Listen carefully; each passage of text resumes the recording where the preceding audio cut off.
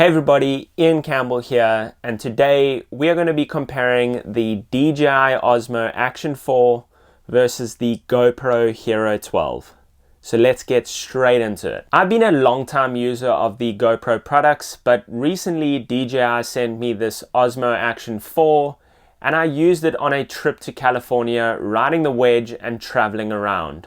I also did a full review of the DJI Osmo Action 4, so go click the link up here to check that out. First off, let's talk about the image quality. Both of these cameras have incredible image quality, and it seems that there is no one camera that is better than the other. Although they have slightly different sensor sizes, these cameras really shine when the sun is out and it's a very clear day. When it comes to filming either in cloudy conditions or when it's slightly darker, I felt that the DJI had a slight advantage over the GoPro, and this might be due to the sensor size. When it comes to underwater footage, I think that both of these cameras work extremely well in that environment. Depending on the clarity of the water and how bright it is outside, both function well enough for me, and I don't really expect much more when I'm filming. One of the things I did start to notice was that navigating the menu on the DJI Action Osmo 4 was a little bit of a challenge. The only reason for this is that I haven't used this camera enough.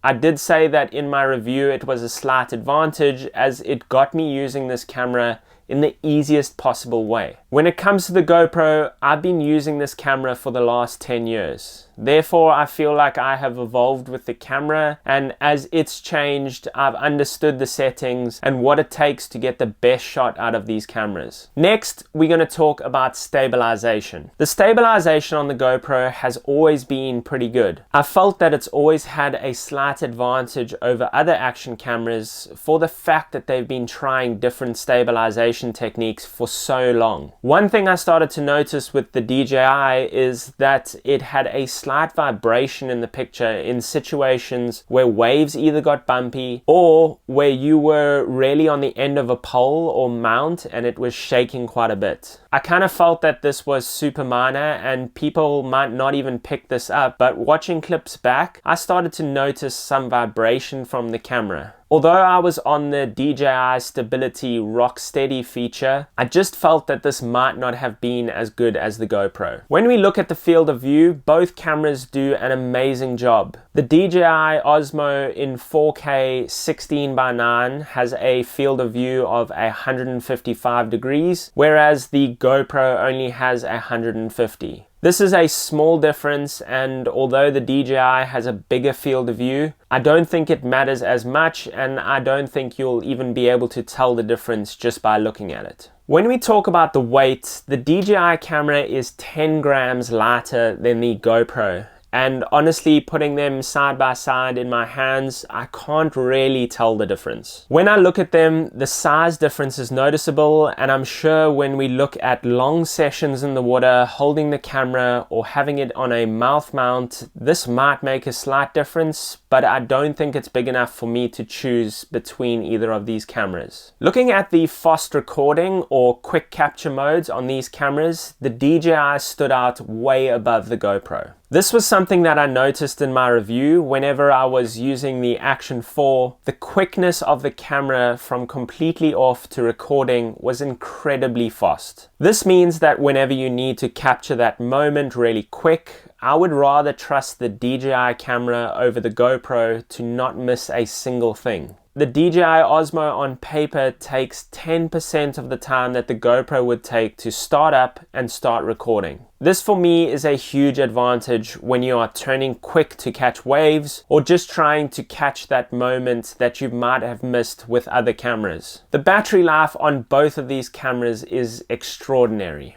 I can sometimes do 2 long sessions at a time with one battery, and this was kind of unanimous for both cameras. The Enduro batteries on the GoPro have about 2 hours of surf time, maybe even a little longer, and when I was using the DJI Action 4, the batteries lasted just as long with some spare battery to use in the next session. This is never something I'm worried about as I'm carrying multiple batteries for both cameras. The DJI also came with a battery holder that stores 3 batteries and tells you their health, which is a very cool addition and something that I really enjoyed using. A major issue I found with both of these cameras is the lens. Both of these lenses have a hydrophobic coating on them, which stops water from actually sticking to the lens. This creates a problem for us when we are in the water, as we actually want water to be sticking on the lens, and therefore you get water droplets that start to form. Using different methods, you can take this hydrophobic coating off, and from my opinion, the GoPro's hydrophobic lens seems to get taken off a lot easier than the DJI. This means that it was a quicker process to get better image quality without the water droplets. Both of these cameras really struggle with water droplets at the start, and I noticed that both had this issue, so neither one is actually a winner here. But one thing that I did notice was that the GoPro lens tends to leak sometimes. This might be due to the way that the lens is attached to the front of the camera with a 90-degree turn, whereas the Osmo is actually a screw-in lens. I felt that this put the DJI at a slight advantage due to the fact that mechanically the lens is a lot more secure and a lot less likely to leak. Next, we're going to talk about the price of these cameras. The DJI Osmo Action 4 camera is going to set you back about $299.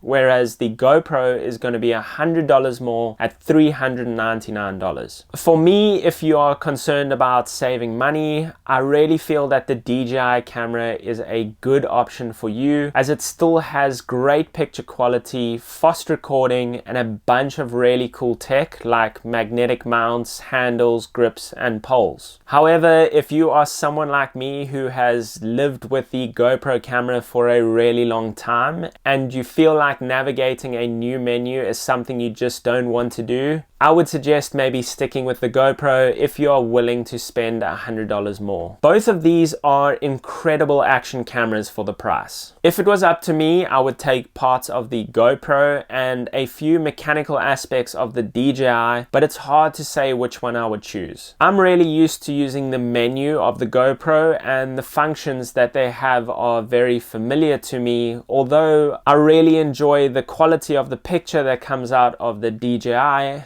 the magnetic mounts, and the lens once you have kind of figured it out. For me, if you want to save money and go through the long process of trying to get the lens to the best possible place for riding waves, I would suggest going with the DJI camera. But if you're more familiar with the GoPro and have had good experiences with them, I would suggest sticking with what you know and spending a slight bit extra money for the convenience of not having to learn something new. I'm definitely going to continue using both of these cameras, as I don't even feel like I've reached the potential for each of them. I have a fair bit to explore with the DJI Osmo Action 4, and I would love to learn the menu and get the most out of this powerful little action camera. If you found this video interesting, please share it with a friend, leave a like, and subscribe to the channel, and we'll see you guys in the next video.